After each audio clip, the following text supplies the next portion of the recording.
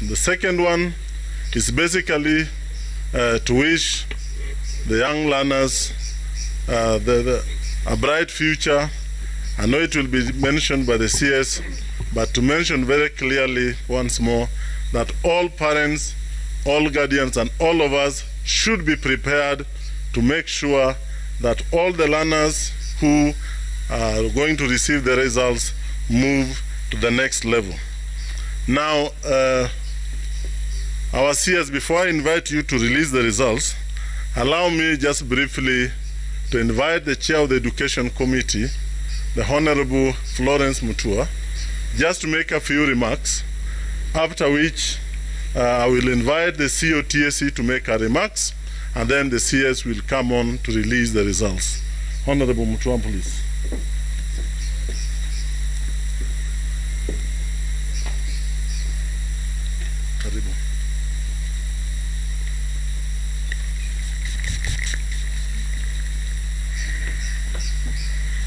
Thank you, PS John, Professor Magoha, our CS, our TSE representative, Madam Nancy, the CEO for NEC, and all the members who are present today. I'm here with one member from my committee, Honorable Sosion. We have come together to be with the CS when he's releasing the results.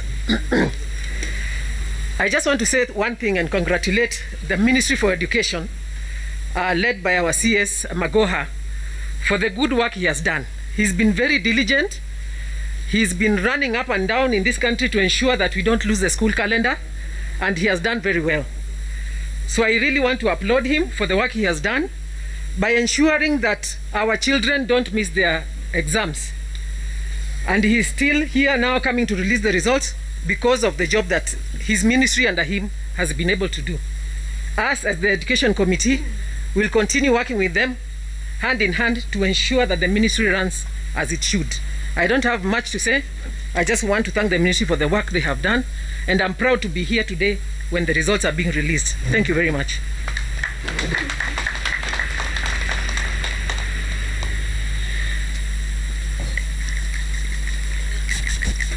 Thank you, Honorable Mutua. I didn't mention Honorable Sosion under the unions because I presume he's here in two capacities. As a member of the Education Committee, we also have our associations. We have the heads associations here. Even if I don't mention you all, just know we appreciate the role that you played. It is now my pleasure to invite the COTSE to make her remarks. Then we move on from there. Thank you very much.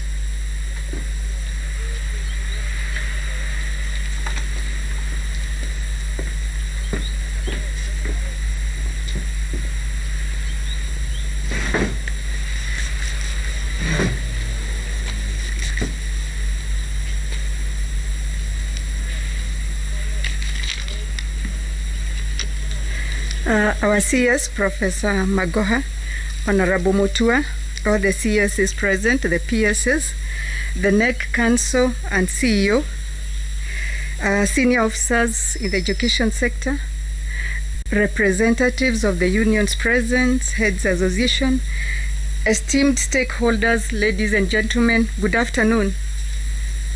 I start by thanking God for enabling us to be here today to celebrate the work of 1.2 million learners after 8 years of their primary school education.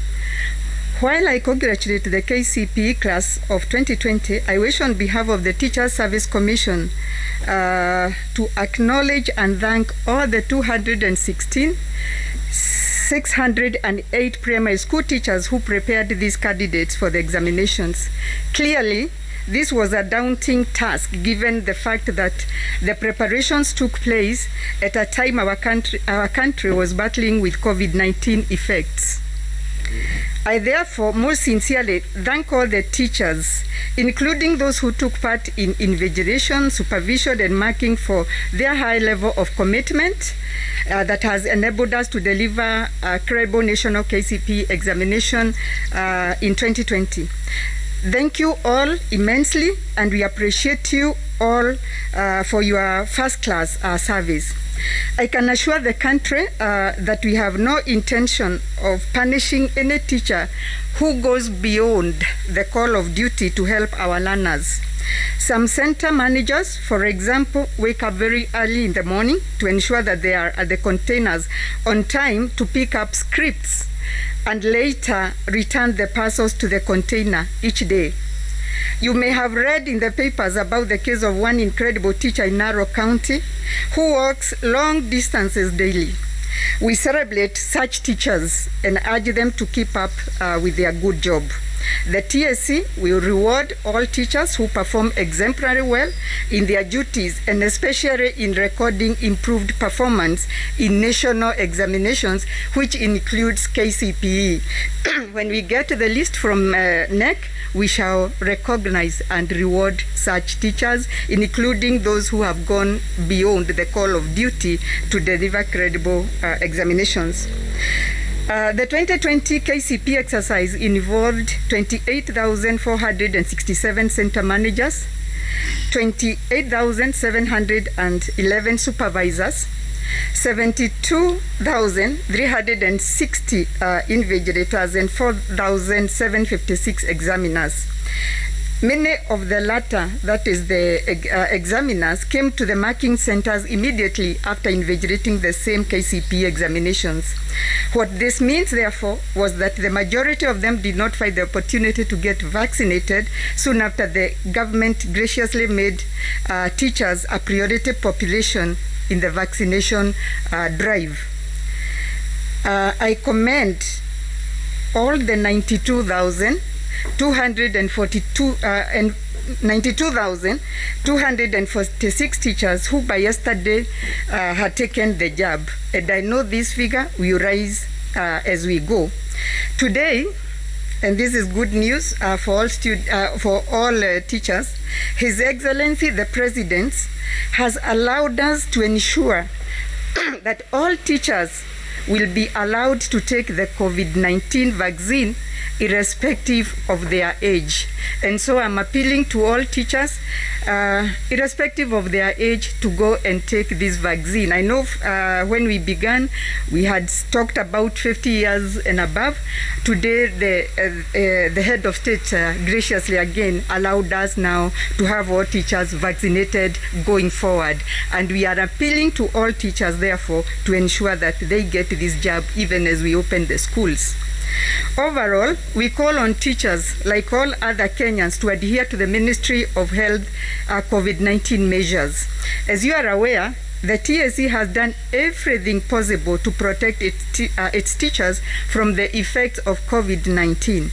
First, we instructed our medical health insurance provider to cover all teachers against COVID-19 related ailments, which they have since complied with.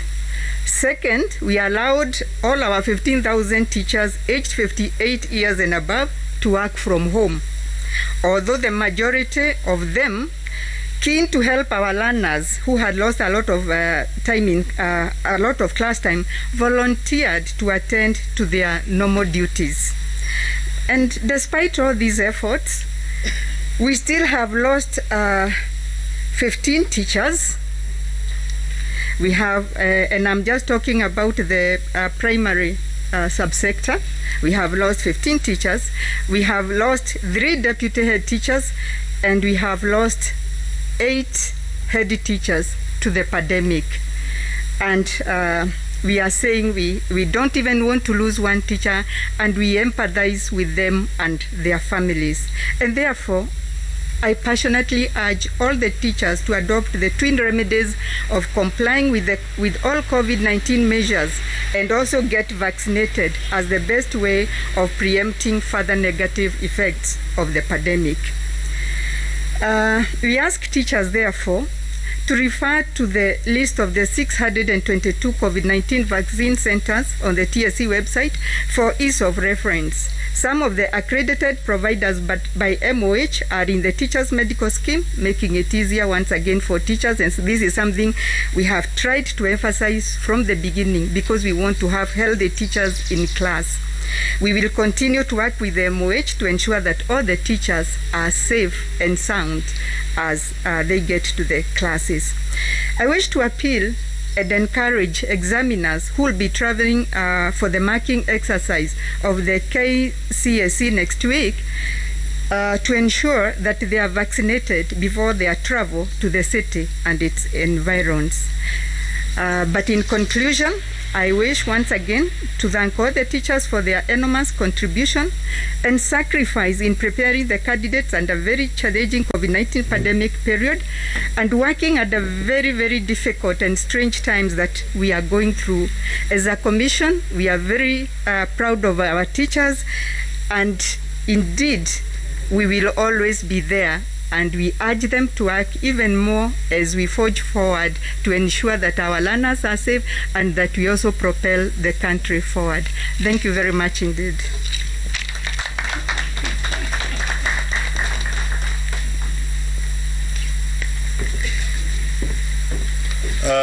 Thank you, Madam Nancy. Indeed, I must admit that our teachers have done a tremendous job, as I said, within the context of a disrupted world. And to add to that, I want to assure everybody that we are making all arrangements to ensure that the teachers who will be coming to mark Kcpe, all the way from the chief examiners to the team leaders to the ordinary examiners, arrangements have been made to make sure that they find their way to the marking centers safely. And as Madam Nancy has said, we encourage them to take the vaccine before they get here. Now, allow me, before I invite the CS, to introduce the board members, the council members of NEC who have spent sleepless nights to ensure that this exam is a success. The chair is not in, and so I will do this on his behalf. We have Madam Rosemary Saina, who has been standing in for the chair. We have Colonel Owambo, we call him Colonel, in charge of all our security and logistics. We have Mr. Martin Okio, who is also a council member. We have Dr. Spotter, a council member. We have Professor Gur, council member. We have Professor Ngondo, council member. We have Mr. Kugeri, who is not here. Then we have Mr. Rutere. Mr. Rutere is around. We have Madam Gaturu, who is also not here with us, but with us in spirit. We have Madam Nancy, who has just talked. Then we have Madam Mercy, who is the CEO and Secretary to the Council, and myself as the PS in charge. Allow me also to mention that of our Chief Administrative Secretaries, we have Mr. Noor, just in case some don't know him. Then we have Madam Momina, just in case. Then the PSS with us, we have Mr. Chariot, he's right there, and Dr. Mwakima, who is also here with us. I don't have to introduce everybody, but I would be unfair if we don't pay tribute to the NEC technical staff, the technical staff from the Ministry of Education, for the dedication that they have shown in the process of Kcpe examinations and currently the ongoing KCSE examinations. Ladies and gentlemen, it's now my privilege and pleasure to invite our Cabinet Secretary, Professor Magoha, to come and make his remarks and thereafter proceed to release the 2020 Kcpe results. Thank you, sir. Welcome.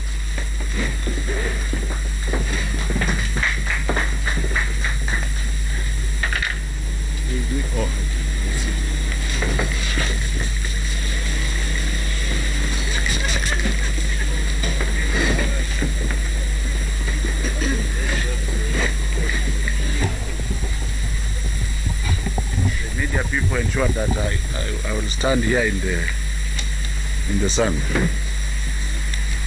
Fanya hapa, hapana cheza na hiki.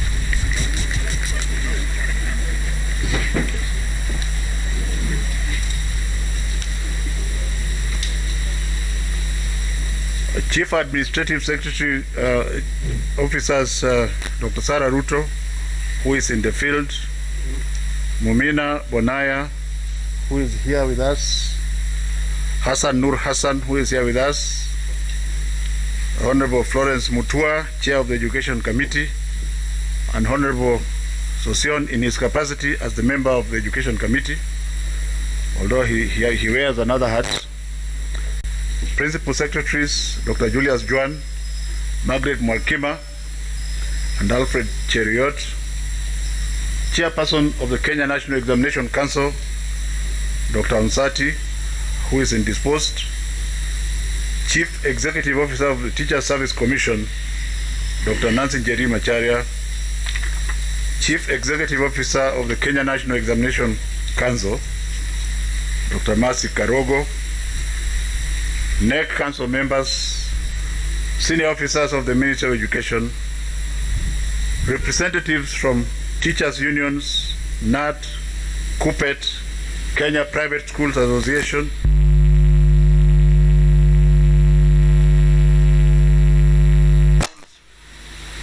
members of the media, distinguished ladies and gentlemen.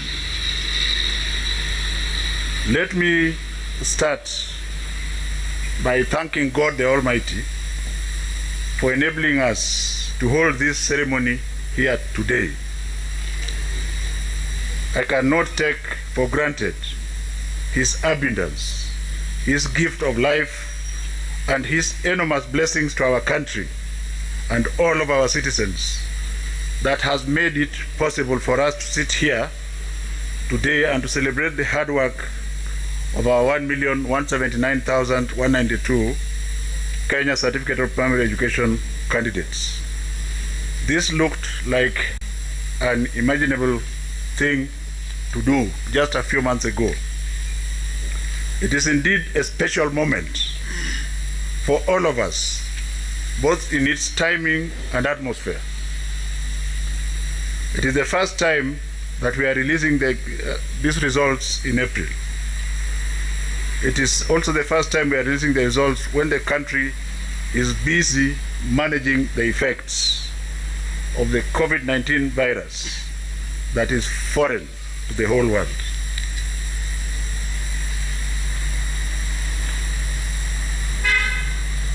When COVID-19 pandemic befell our beloved country in March of 2020, the education sector was completely disoriented. The future of our 15 million basic education learners seemed thrown deep into turmoil and confusion. We were simply at crossroads.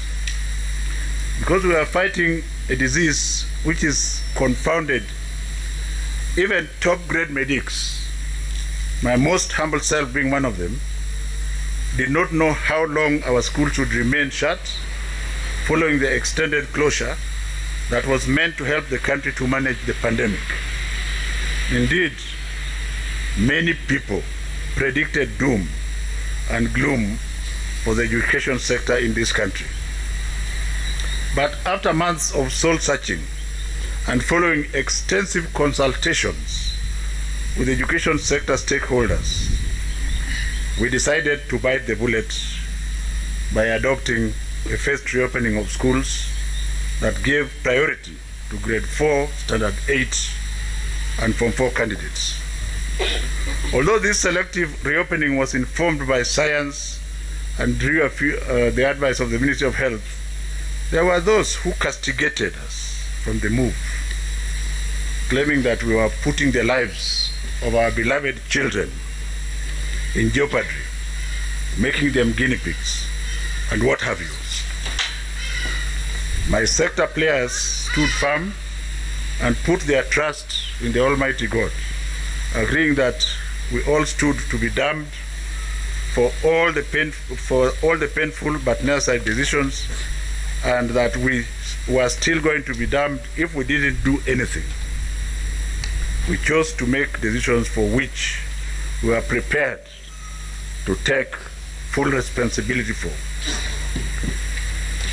Thanks be to the grace of God, our schools remained safe, allowing us to be here today to celebrate the results of our risky decisions. Ladies and gentlemen, I wish to thank His Excellency the President Uhuru Muigai Kenyatta for his wise leadership, for trusting me and my education sector stakeholders. Over the challenging 1 year, His Excellency the President has given unfettered priority support to the education sector, always guiding and supporting us to ensure that the gains made in guaranteeing the bright future for the Kenyan children are not lost. I also want to thank Teacher Service Commission CEO Dr. Nancy Macharia for effective management of teachers who braved COVID-19 pandemic to return to schools, and former Early Learning and Basic Education Principal Secretary Dr. Richard Belio Kipsang. Not to forget the Parliamentary Committee on Education, originally led by someone else, but currently being led by Dr. Mutua, who is here, that they have given us breathing space and allowed us to do what we have to do without necessarily appearing for every appearance that is required. We have not taken it for granted, and we hope that that kind of cooperation will continue. But at this stage, I want to become personal and to recognize my dear wife and my son and his wife and our granddaughter, who have braved all my absence from them in the interest of the children of this country. I have not taken that for granted. I wish to commend the efforts of the entire government.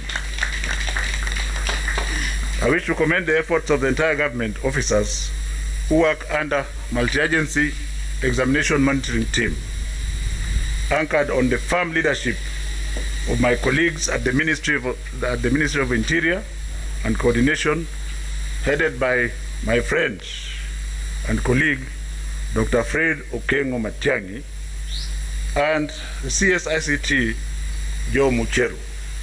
And I cannot but remember the late General Kaiseri, with whom we delivered this baby together many years ago. May his soul rest in peace. As far as the opening school for the third term is concerned, as part of our efforts to recover the lost time following the long closure due to COVID-19 last year, we reorganized dates for schools in a manner that would help us recover lost time. As a result, we are scheduled to open schools for third term on the 10th of May for all classes except for grade 4 and Form 1. But there is a catch. We are hopeful that we will open as scheduled, although we continue to monitor the trends of the COVID-19 situation and the school's preparedness to adhere to the ministry's health guidelines. And in this regard, I am going to direct all our officers in the field to immediately embark in the reinspection and strengthening of the COVID-19 protocols as soon as the examination period is completed next week on Wednesday, so that we prepare the schools as they have been in the past. This morning, His Excellency the President has directed that all teachers and support staff in our schools be allowed to take COVID-19 vaccinations as part of the measures to ensure that our schools are safe from the virus. At this same time, the ministry will immediately start preparations to mount Kcpe 2021 examinations. This means that as soon as we release these results, we are going to direct Kenya National Examination Council to start preparing tests that shall be ministered later this year, flowing into early next year. So, performance of candidates in the 2020 Kcpe examination. Many doomsday sayers predicted that candidates of 2020 Kcpe examinations will perform dismally. Shetani ashindwe. The good news, however, is that the performance of the candidates in the 2020 Kcpe examination is thoroughly commendable and has shown no remarkable difference from the performance in the past years. I wish once again to commend our dedicated teachers who worked very hard to prepare candidates for the examinations in the most difficult circumstances ever in our country. I also thank the government under His Excellency Uhuru Muigai Kenyatta for working with our development partners to avail Kenya shilling 1.1 billion COVID recovery fund, part of which enabled the Kenya National Examination Council to very quickly conduct an entry assessment test as soon as the children reopened. This assessment provided useful indicators to our teachers on the knowledge levels of the Standard 8 candidates once they resumed school. I wish to commend the teachers once again for utilizing the assessment results to prepare the candidates ahead of the examination, a move that has led to the impressive results that we are celebrating here today. Indeed, ladies and gentlemen, we traversed the country during the monitoring exercise of the examination, and we came face to face with confident and cheerful children, all masked, who appear to have been very well prepared. This wonderful class has defied all the challenges they went through last year to post an impressive result in the Kenya Certificate of Primary Education. The 100% transition to Form 1. Ladies and gentlemen, all the 1,179,192 candidates whose results we are releasing today shall be admitted to secondary schools under the government's 100% transition policy. I wish to assure the country that the ministry has already conducted an audit of all new and existing vacancies in all our private and public schools to enable us to admit all learners under the 3-day secondary school program. We are therefore determined to work with the relevant agencies to ensure that no candidate misses a place in secondary school. In the meantime, I urge all parents and guardians to take good care of our beloved children so that all of them are able to take up their Form 1 spaces in schools that they shall be admitted to.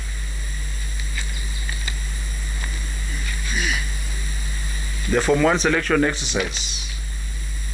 To ensure that all candidates are placed in schools of their choice based on performance and available vacancies, the Ministry of Education will employ a watertight system that will be both credible and of high integrity. The actual Form 1 selection exercise for all categories of schools will take place on the 28th of May of 2021. A LIMU scholarship. For the second year running, ladies and gentlemen, the government shall offer 9,000 scholarships under the LIMU scholarship program, which was initiated in 2019. You will recall that this program was extremely well executed by the ministry together with the CEO of Equity Bank, James Mwangi. Reports from all our public schools show that the 2019 candidates who benefited from the program are doing exceptionally well in schools where they were admitted. I wish to sincerely thank His Excellency the President for his intervention and letting us know that there are also many needy children who require scholarship in the informal settlements in urban areas. which were initially not covered under this program. Indeed, as my brother and friend Dr. James Mwangi starts the process, I shall also join once again because I enjoy working in the slums. May I also take this opportunity to thank Equity Bank management led by Dr. James Mwangi for working with the ministry effectively to manage the scholarship program. The ministry will soon announce details of the process of applying for scholarship program, which is meant for candidates from needy and vulnerable households. So nobody should have any tricks. This is not a scholarship that will go through the back door to get. We shall interview you, and we shall inspect you, and we shall come into your house and see how you live. Because as you know, ladies and gentlemen, God was very kind. Intelligence was given equally to the rich, the moderately rich, and the poor. And this scholarship is supposed to be for the poor. Examination irregularities. In the administration of 2020 Kcpe examinations, the government sustained its robust security arrangement through the multi-sectoral examination monitoring team. These measures ensure that cases of irregularities during the sitting of examinations and during the marking processes were either stamped out or nipped in the bud before they could not happen. For example, 5 cases of impersonation were detected during this examination process, and 7 candidates were found with prepared notes in examination rooms.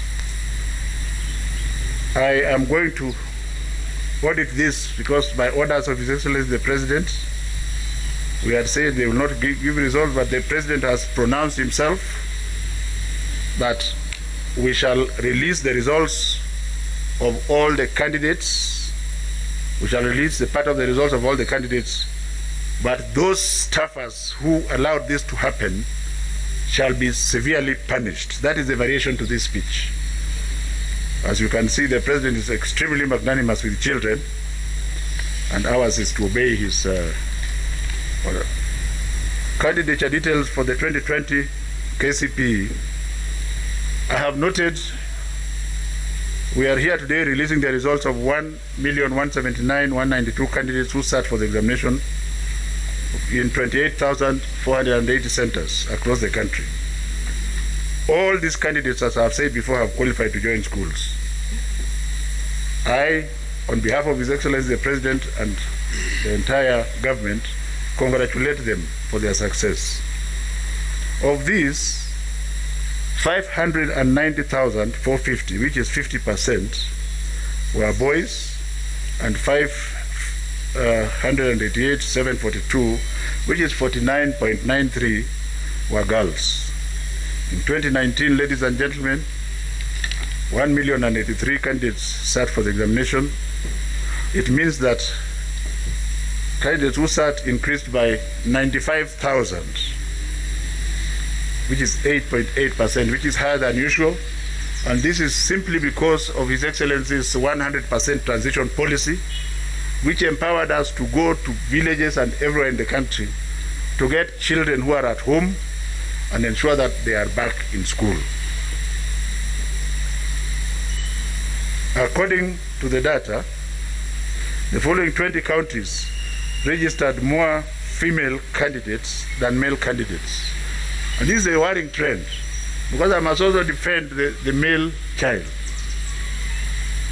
The counties are Isiolo, Meru, Vihiga, Nairobi, Kwale, Elgeyo Marakwet, Siaya, Tharaka Nithi, Kisii, Kisumu, Bungoma, Kilifi, Bomet, Mombasa, Uasin Gishu, Makueni, and Migori. This is an increase from 18 counties that registered more females than male in the last examination circuit. And it may be time that we start treating children equally, not paying too much attention to the female child. The number of candidates who were absent were only compared to last year, which was 6,772, rose to 12,000, which is only 1%. And one would argue that the President's order to the chiefs and to the other people in the Ministry of Interior, together with our field officers, to follow the children home, enabled us to move all the children back to school. And so, if you consider 12,000 out of almost 1.2 million, it is statistically insignificant.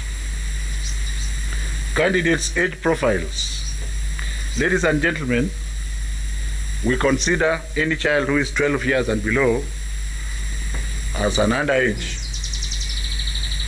And in 2019, we had 20,000. In 2020, we have 26,000. So there was an increase of 2.2%. But the strangest thing is this. One would have expected that the underage children should be,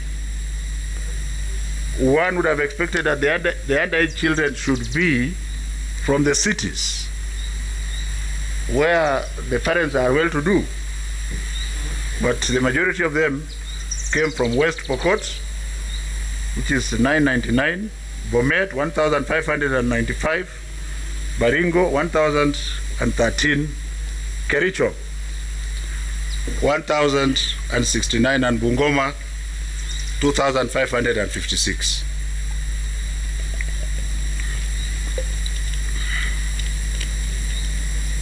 The highest number of candidates in this examination process were in the appropriate age group of 13 to 14 years and represented 806,720, representing 67.7%, a trend which has been replicated over the last 5 years. Ladies and gentlemen, the counties which had the highest number of cases who were over 19 years of age were Turkana with 3,062, Garissa with 1,680, Kwale with 2,441, Kilifi with 3,672, and Busia 1,692. Performance of the candidates. Ladies and gentlemen, in the 2020 Kcpe examination, the overall performance improved compared to 2019. Although the mark for the highest candidate dropped from 440 to 443 in 2020, the mean average performance and quality of grades of all candidates is higher. For example, whereas 1,393 candidates scored between 1 and 99 marks in 2019, that number went down to only 307 candidates for the 2020 Kcpe examination. This was an indicator that most candidates scored better grades than the previous year. In particular, I'm impressed that public schools have shown in the 2020 Kcpe examination by scooping 10 out of 15 slots of the overall best 15 candidates. Additionally, the top 15 places, the female candidates have taken 8, including the first 3 overall slots.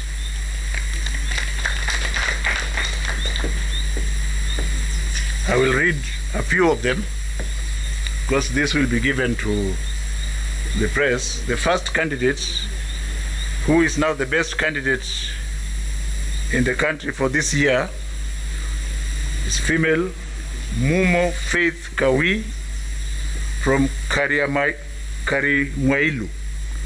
It's a public school and her score is 433. The second candidate is another female, Wesonga Yuvet Nanzala from Chogoria Girls with 432 marks. She's tied in that position with Muridhi Angel Gakenya, Maseno Girls Boarding School with 432 marks. The next one is Wanyonyi Samuel Mahanu, Nzoia Sugar Company, with 431 marks. So those first 4 candidates are from the public school. Then there is Castro Williams from Crystal Hill Academy with 431 marks from a private school, and is tied up together with Tarus Chepkemboi Morin from St. Matthew's Septonok, which is a public school with 431 marks. The next one is Kipkurui Abiot from Lesos Hills Adventist with 430 marks. The next one is Mwangi Margaret Waruguru, Karatina DEB, very proudly a public school. The next one is Benis Chesed Omondi, Nairobi Primary School, which is just our neighbor here, tying with the 429 marks. Since you are clapping, I'll finish them. The next one is Kiogora Joyce Nkata from Chogoria, the public school with 429 marks. The next one is Daniel Chris Mboya, Crystal Hill Academy, private with 428 marks, and all the others are tied with 428 marks. The next one tied is Njenga Lolwell Mwagambo, Emmanuel Springs Academy, which is private. The next one is Jeff Mutugi, Fred's Academy, 428 marks, private. Polycarp Kiondi Ombongi, Uber Boys, public, 428 marks. And the last of the 15, Deborah Zawadi, Emmanuel Springs Academy, 428 marks. Performance per subject. Ladies and gentlemen, I'm happy to announce that 5 papers recorded an improvement in the performance of 2020 as compared to 2019. They are English composition, Kiswahili Lugha, Kenya Sign Language Objective, mathematics, which is thoroughly encouraging, and of course religious education, which can be Muslim, Hindu, or Christian. 5 other subjects showed a drop compared to last year, 2019. English language, Kiswahili, Insha, Kenya Sign Language Composition, Science and Social Studies recorded a drop in performance. In terms of gender, female candidates performed slightly better than their male counterparts in English, Kiswahili, and Kenya Sign Language. Male candidates performed slightly better than their female candidates in mathematics, science, social studies, and religious education. I wish to commend all teachers, parents, candidates for this good performance achieved during a very difficult period.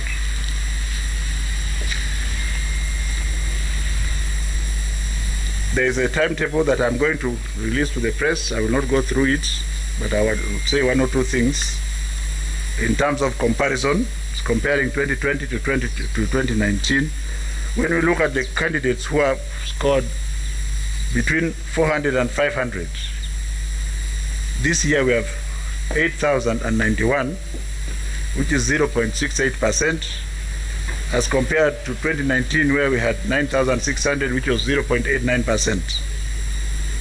But the earth-shaking information, so when you come to 300 to 399, this year we have a staggering 282,000, representing 23.67%, compared with the 2019, when we had only 223,000. Even of greater importance, ladies and gentlemen, 200 to 299 has 589,000, representing close to 50%, which is thoroughly commendable.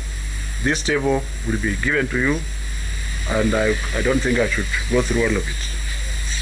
our candidates with special needs, the ministry and His Excellency the President remains totally committed to the dignity and total care of these children with special needs. And we assist them by adding them between 30 and 45 minutes when they are doing exams. The number of candidates with special needs this year, in the year 2020, was high, 2,675, when compared to 2019, when there were 2,407. The categories with the highest number of candidates with special needs in 2020 are those with physical disabilities, which is 1,200, followed by those with hearing impairment and then seeing impairment. The highest SNE candidate is very competitive because the person scored 420 marks compared with the top candidate in 2019 who scored only 414. The improvement further underscores the fact that performance of 2020 was commendable and that SNE children, given a fair and conducive environment, can excel. Overall performance of SNE is as follows.